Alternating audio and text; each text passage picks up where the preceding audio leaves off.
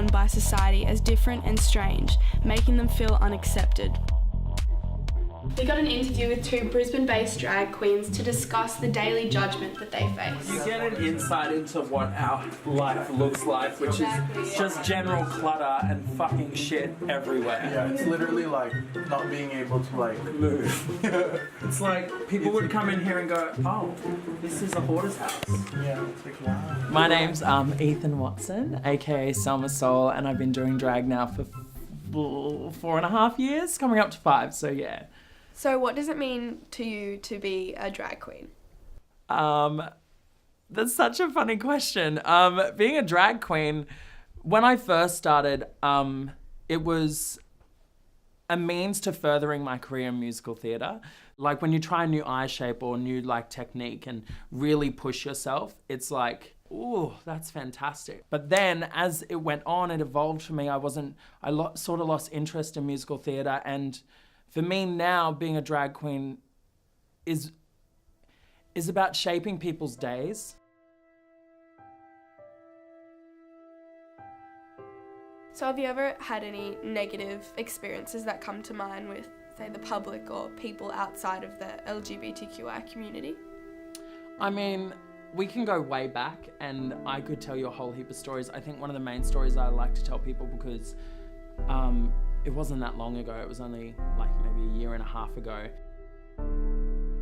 When I was getting to my car, I saw in my side mirror that there was somebody behind me, and it was one of those really dodgy alleyways in the valley. Anyway, he came over and he goes, "I'm gonna fucking knife you, faggot." And I was like, okay. And he literally pulled out a flip knife. He literally had a flip knife, right? And I was looking stunning, and I was like, if this is how I go, how beautiful am I gonna be? And he actually lunged at me. He lunged at me and he got the inside of my dress, cut it open. Luckily for me, I was wearing a steel boned corset. I felt like fucking Wonder Woman. And so I grabbed him by the hair and I smashed him into my knee 4 times. I broke his nose and knocked out a couple of teeth. And as he's going stop, and he's sort of like flailing around. I'm pissing myself laughing now because it's really awful, but I looked at him and I was like, now who's the faggot? And I poked him with the said acrylic nails and I threw him to the ground and spat on him.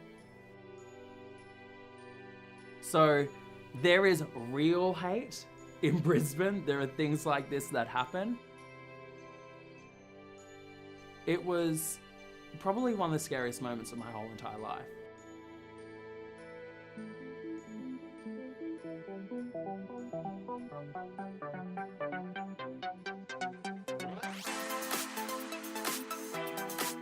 I get so passionate about it when I see improvement in myself, and I see that people see that and they go, holy shit.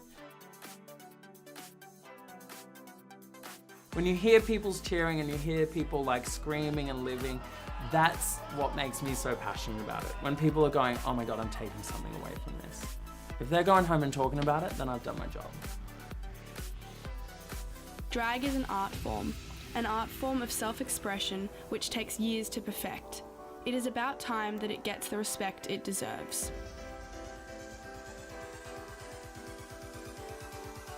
Okay, let's Oprah Winfrey this shit. Oh.